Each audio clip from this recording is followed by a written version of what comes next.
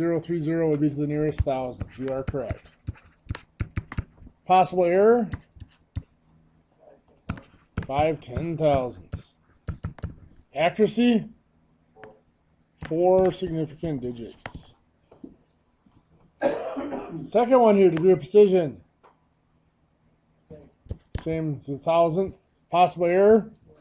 Same, plus or minus 5/10,000ths. Accuracy? 2 significant digits. This 0 here, remember, is just filler, so it's not significant. We only have the 2. This next one here, how many, what's the degree of precision? To the 10th of an inch. Because that 0 after the decimal point there has to be significant. There's no reason for it to be there unless it means something to the measurement. So our possible error? 0.05, 500ths of an inch. Accuracy? 3 significant digits. And finally, the last one, precision. To the nearest 10 inches. Possible error? Plus or minus 5. Accuracy? 2 significant digits. Good. So it looks like we've got that down relatively well. And the whole idea of precision and accuracy is good. So when we're looking at any one of these measurements, let's say we're looking at the measurement here for the first one. 7.030 inches. The fact that that has a possible error of plus or minus 0.0005 inches implies that there's a range of possible values there. If we did the 7 and 30,000ths minus the 5/10,000ths, that'd be 7.0295.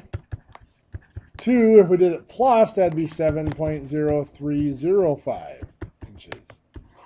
So it implies that it can be anywhere in that range. So if I have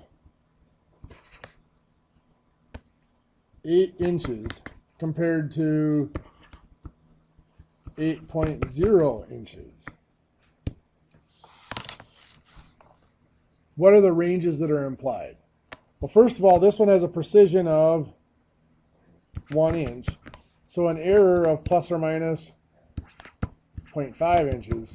So that means it could be as small as 7.5 to as large as 8.5. Everybody see where those, anybody not see where those two numbers come from? Anybody have questions on that? You don't?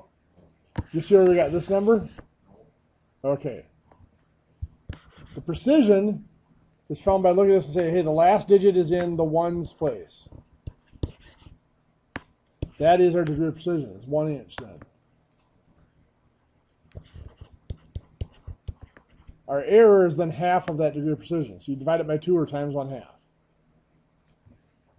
This then is found by taking the original measurement, subtracting the 0.5.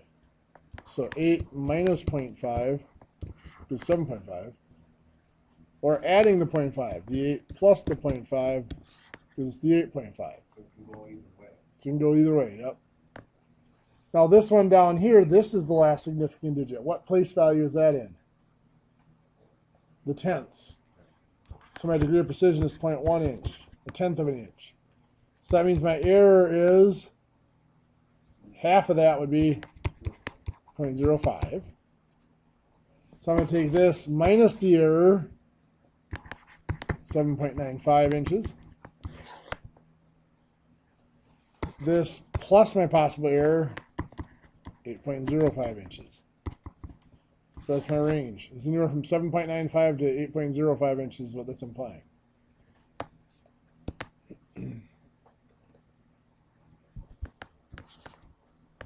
So you notice, most of us think this 0.0 here doesn't mean anything, and numerically it doesn't change anything. But as far as the measurement is concerned, you can see it implies a much, much narrower range of possible measurements. If I don't have that 0.0 on the end, then I get this fairly large range that it could be in. With that 0.0 on the end, it's implying that it's a much narrower range. Now with that said, it's also a warning against don't just randomly add zeros because you don't think they change anything, because they do.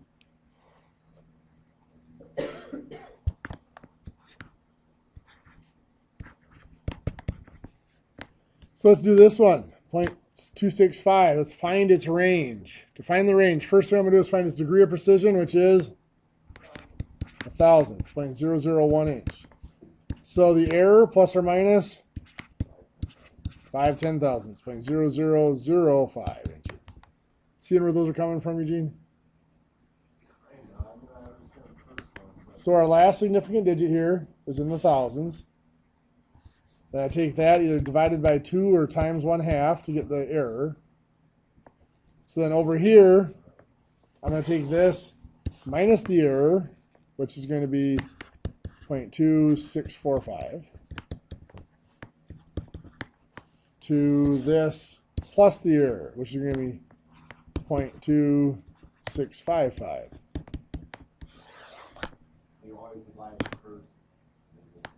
Yeah, the precision is always divided by 2 to get the error.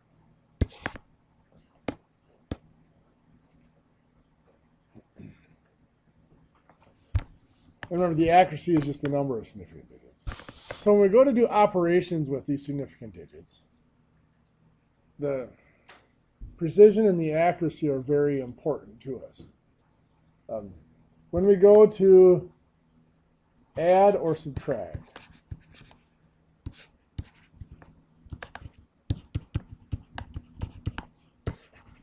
we preserve precision. More specifically, the least precise.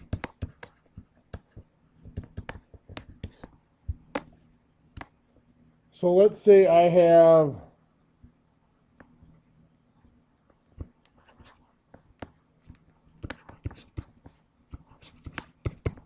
34.7 inches plus 9.64 inches. If I go to add these together,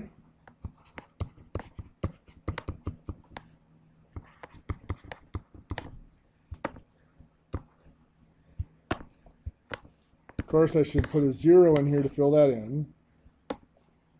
I add them up. 0 and 4 is 4, 7 and 6 is 13, so 3 carry the 1.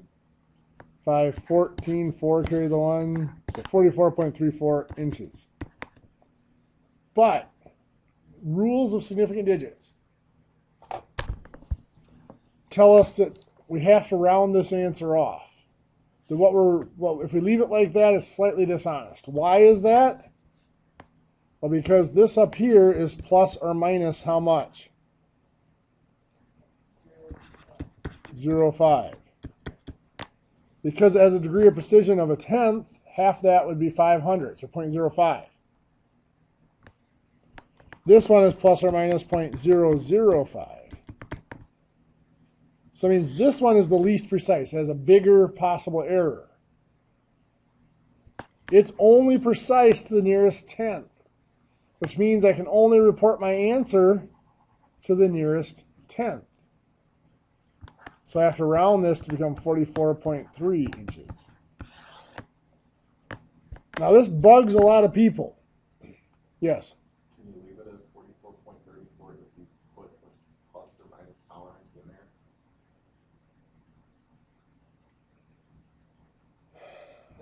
You know, I've never been asked that question before. And I would say probably no. Because yeah, the tolerances aren't the same. So trying to combine the tolerances aren't... Your answer is only as accurate as your least precise measurement. And that's just it. Your answer is only as accurate as your input, your least precise input. And having that 4 in the hundredths place is implying something that we can't imply. Because this answer here is plus or minus 5 hundredths, that's bigger than the 4 hundredths that we're rounding off. Having it in there muddies the waters. I guess that's a question I've never been asked before, so I'm really not... I'll take the year off and study it. Yeah. I'm going to go to my boss, tell him I need a paid year off. I got some stuff I got to brush up on. But the theory behind it is, like I just said, this error is big. You know, you might, because it always is bothersome. We just rounded off 4 hundredths. How is this more accurate, more precise to report it this way than it would be to have the 0.34. Didn't we just lose some information? And yeah, we did. The problem is part of that information was cloudy anyway because of this possible error. The error in that measurement was bigger than that 400, so we cannot have the 400s on there. So I mean, I guess that would probably answer your question, is we really can't have it there. Because if we left it as 44.34, we are implying that it has an error of the 5,000ths rather than the 500ths. And even if you do write the plus or minus 500ths, then the 400ths makes no sense.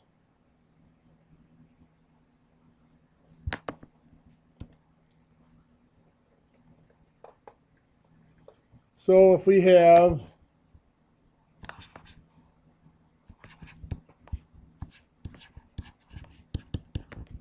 93.125 inches minus 47.75 inches. We put our 0 in. We got 5 minus 0 is 5. 2 minus 5, I got to borrow. This is 0 and a 12. 12 minus 5 is 7. 0 minus 7, I got to borrow. This is a 2 and this is a 10. 10 minus 7, 3. Bring down the decimal point.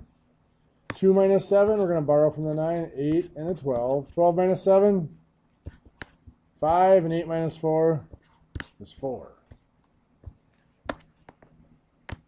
But now let's go back and look at our precision in our inputs here. This one is precise to the nearest thousandth, which means it's plus or minus 5/10,000ths of an inch. This one is precise to the nearest hundredth, which means it's plus or minus 5,000ths. Since this one's only precise to the nearest hundredth, that's our least precise one, our answer can only be reported to the nearest hundredth. This has to be reported as 45.38 inches. Make sense? The nearest hundredth. What? This? That's the hundredth. Hundredth. Tenths, hundredths. Oh, there's no ones on the. Yep. Yep. What were you saying? Can you round up if you're for the 0.375? If you can only report the first few digits, can you round? You can round up or down. Yeah, you still use this digit to tell you whether you round up or down. But then you got to get rid of it after that.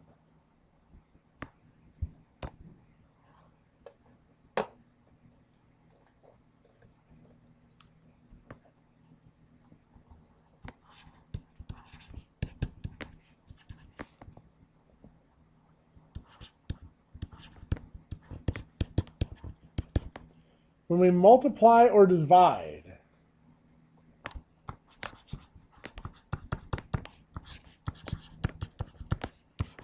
we preserve accuracy. So it's the least accurate input. So 2.8 times 72.4. It's early, so I'm not going to do it in my head. 202.72. And of course, that's going to be square inches. But we can only work to the least precise input. Or not precise, least accurate input. What's the accuracy of this one? How many significant digits? 2 significant digits.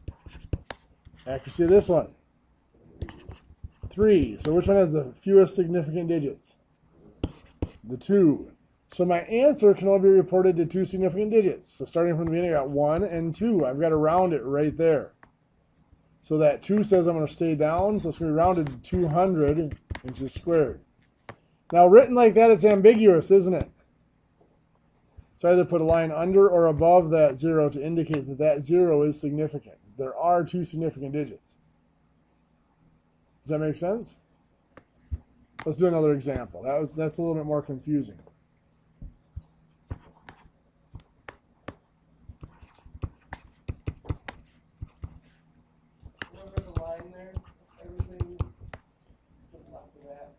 Yeah. Well, whenever there's a line there that's significant, then anything between that and any other significant digits has to be significant.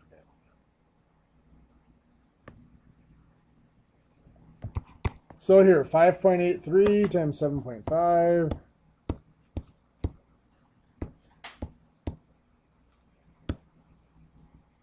$43.725.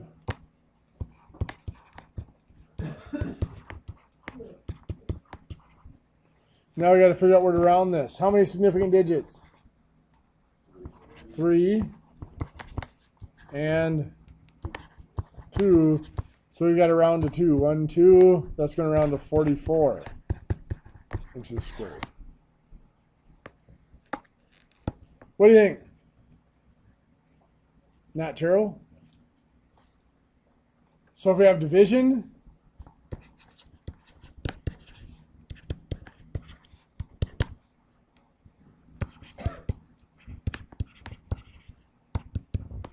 so 53.8 divided by 7.438 gives us 7.233127.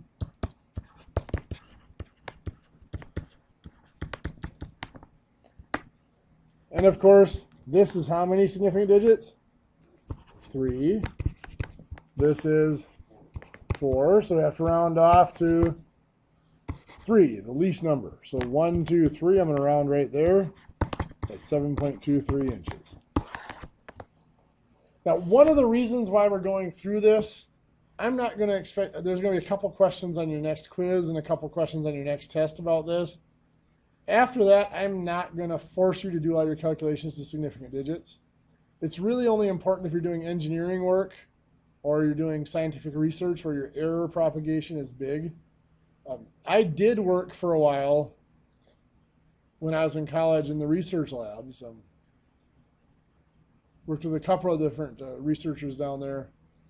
And this is huge when you're dealing with physics research, chemistry research, and stuff like that, because it keeps track of the error in your measurement. And there are some of the experiments when they're dealing with really small particles, where if you actually follow through with this, the error in your measurement is bigger than what you're measuring. And of course, that means your measurement is meaningless. So there are applications where it's extremely important. But I realize for you guys, there might be some limits to that.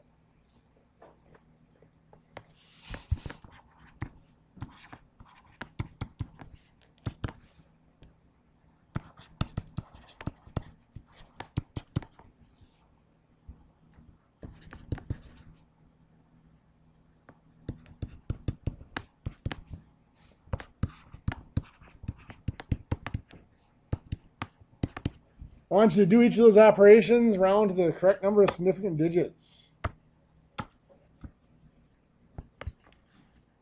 So the first one here, we add those and we get 13.072 inches for now. Looking at our inputs, this is precise to the nearest hundredth. This is precise to the nearest thousandth. So the least precise is the hundredth. So I got to round to the hundredths place, which is right there. So this will be 13.07 inches.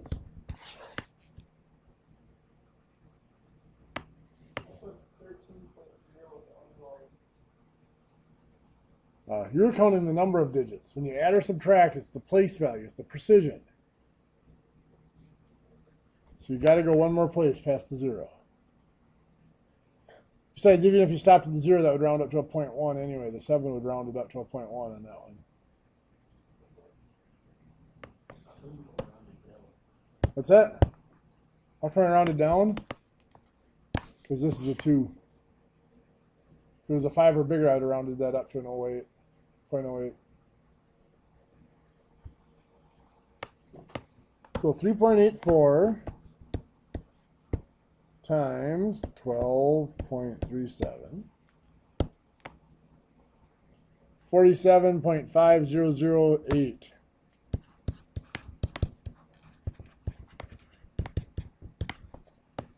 So when we multiply or divide, we're worried about the number of digits. This has 3, and this has 4. So my answer has to be rounded to 3. 1, 2, 3. It gets rounded right there. 47.5 square inches. How many of you had both of those right? How many of you have no clue where those answers came from? Okay. How many of you know you could do it now that you see what you did wrong? How many want to just go home and forget we ever saw this? There it is when I do too. Okay. So when we're talking about these errors, there are a lot of other applications of errors that come into play. For example, we can have an absolute error. Now, what we're looking at here is rather not what's implied by the measurement, but what is allowed, or what is the actual error between the object and what's what we call the ideal value or desired value.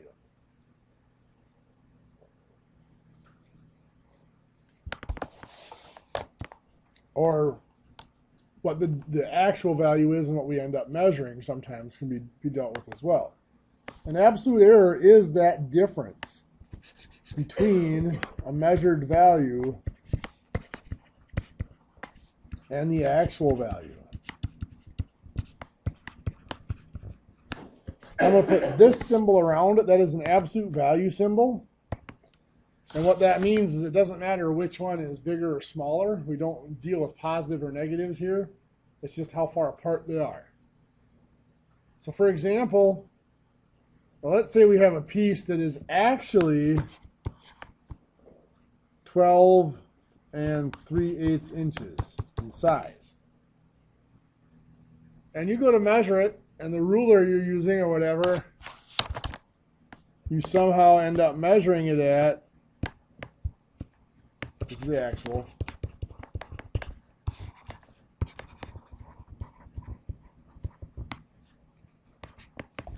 you end up measuring it at 12 1/4 inches. What is the difference between those two measurements? 1/8 of an inch. Doesn't matter which one's bigger, which one's smaller. The 1/8 of an inch is the absolute error. It's how far apart our measured value is from the actual value. Now there's also something called relative error.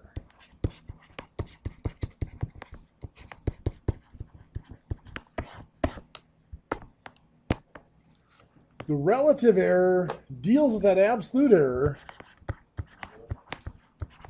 but also depends on what the actual value is, how big the actual value is. So here we might have that relative error of an 1/8 inch, but it would be divided by the actual value of 12 3/8 inches, which is going to give us, oh, what is that going to be? Just over 1,000, or 100th, I mean, 0.0101.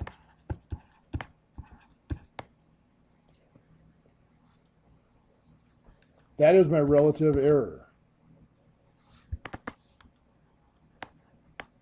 Now, that's not a bad relative error. If we were to convert that into a percent error, and depending on the textbook you use, some textbooks call a relative error and the percent error the same thing. Slightly different. The relative error, from what I was always taught, is always the decimal form, the rate, and the percent error, you change that into a percent. So 0.0101 is 1.01%. 1% error isn't bad, is it? But let's say we have a piece that's actual value is 1 7/8 inches. And we measure it at 2 inches. The relative error is still 1/8 of an inch. Or not the absolute error is still 1/8 of an inch, isn't it? The relative error now, though, is an 1/8 inch over 1 7/8, which is 1/15. or 0.0666, 0.0667, which would be 6.67%. 6, almost 7% might be a little too large of an error. So you can see that 1/8 inch error, whether that's a big error or not, depends on how big the object is that we're starting to measure. On a 12-inch object like we had here, an 1/8 inch error is 1%. That's not bad. On a 2-inch object, 1/8 of an inch is 6 or 7% error. That's too much.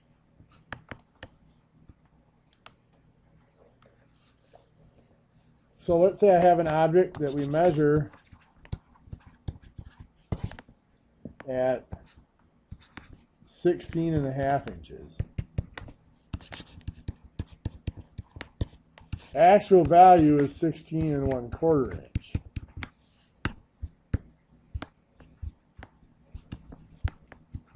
Find absolute error, relative error, and the percent error.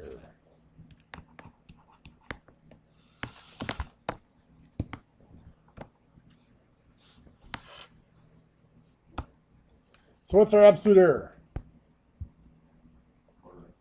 1/4 inch. If I were to subtract these two, I get 1/4 inch.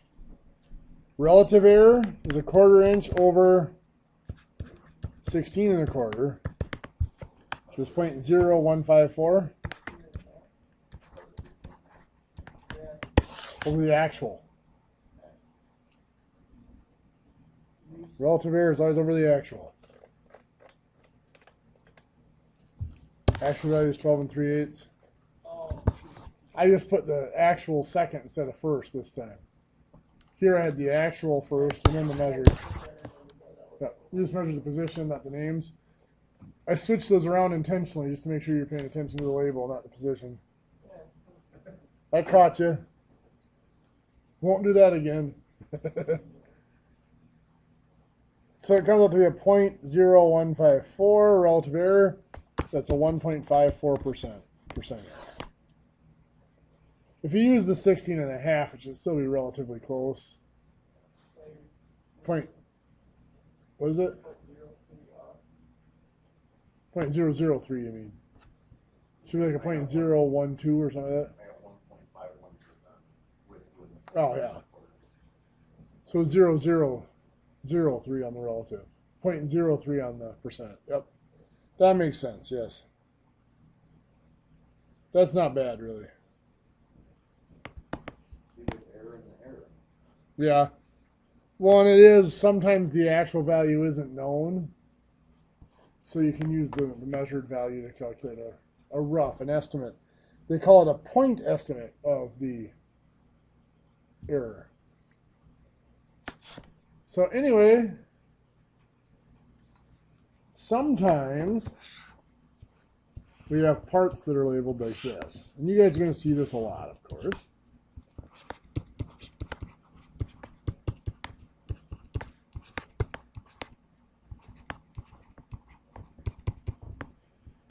What does that mean? Yeah, it means we have two parts here. We have a desired value, which means in a perfect world, we would want this to be exactly 0.750 inches, 750 thousandths of an inch. But we know the world isn't perfect, so we're allowed to be a little bit bigger or a little bit smaller by 5/10 thousandths. Now this implies a range. The range that it implies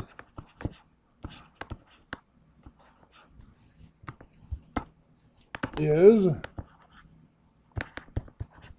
0.750 minus 0.0005 or 0.7495 to 0.750 plus 0.0005 or 0.7505.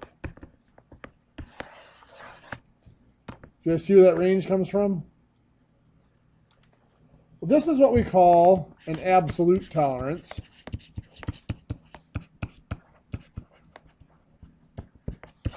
it's possible to have a percent tolerance. You might have something listed as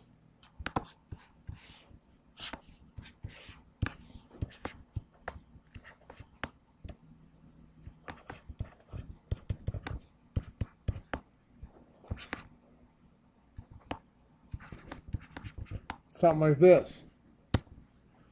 0.535 inches plus or minus 0.8%. So we have to find the 0.8%. So we're going to do 0.8 over 100 equals blank over 0.535.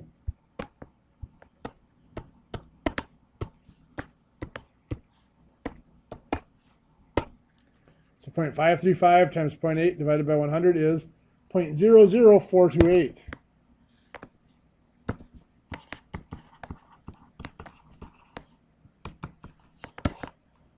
So that means that this is really plus or minus 0.00428 inches. Most likely and most realistically, probably 0.0043 inches. You wouldn't go down to the 100,000s, probably rounded to the 10,000ths of an inch.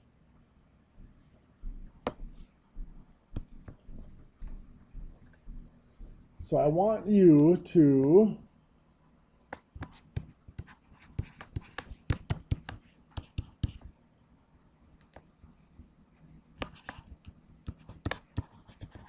convert that to an absolute tolerance.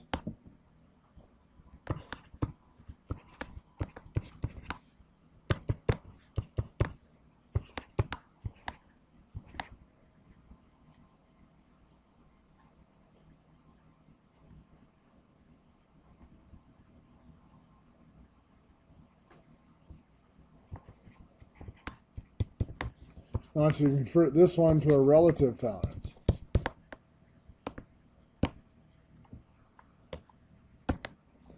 So 1.5 inches plus or minus 0.006. That's the 0.4%. This one is going to be blank over 100 equals 0.0036 over 0.840. So 0.0036 times 100 divided by 0.840 is 0.429%. So this will be 0.840 inches. I'd probably go plus or minus 0.43%, something like that. Yes.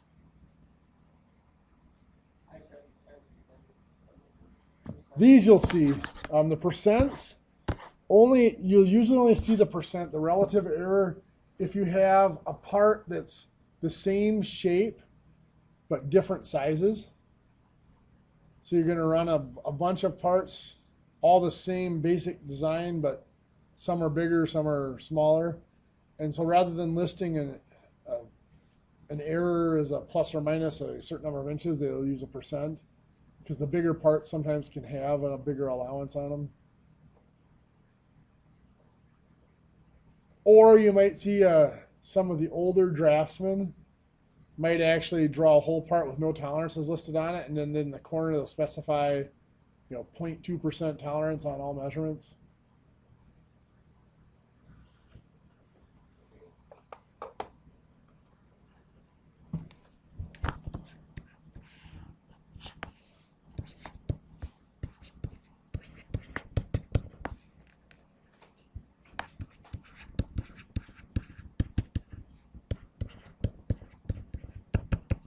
What's that mean?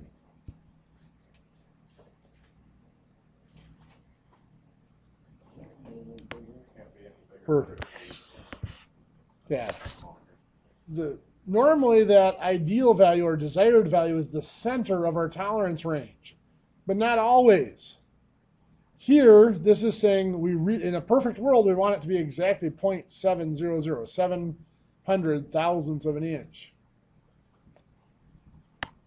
But if it's not perfect, we can't be bigger, but we can be up to 10 thousandths smaller. Now this implies a range. The range would be the 0.700 minus the 10 thousandths, or 0.690 inches, up to 0.70. 700 inches. Because it can't be any bigger. There's nothing to add, right? So the question is, if I look at this, this is actually the exact same thing as having 0.695 inches plus or minus 5 thousandths. So why would I not do it this way? Why would I list it this way instead of this way? Might be a certain tolerance, like 0.7. Well, Prefer the 0.7. exactly. This is stating that I really, in a perfect world, I'd prefer it to be 0.695, but I can be off by 5 thousandths in either direction. But it's not true. I prefer it to be 0.7. I could prefer it to be exactly 0.7 or 700 thousandths if I could. But I got to miss on the small side if I'm going to miss.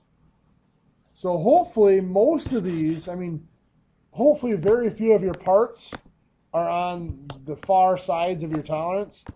Because let's say this is 0.700 here on a number line. This is saying that we can go down to 0.690. Well, hopefully most of our parts, if I draw this as a curve, hopefully most of our parts are up here. There's very few that are down here. The height of that line is saying is how many parts are at that size. So notice the line's really low here, so there's very few parts at that size. High here, so hopefully there's a lot of parts at that size. Hopefully most of your parts are closer to the 700 thousandths. Where this one down here is implying,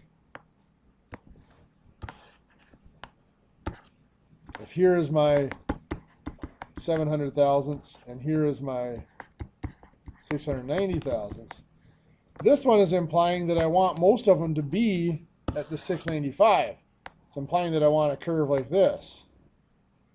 That's not what I want. I'd want a curve like this as its peak closer to the 7. Of course, this is what we call unilateral tolerance.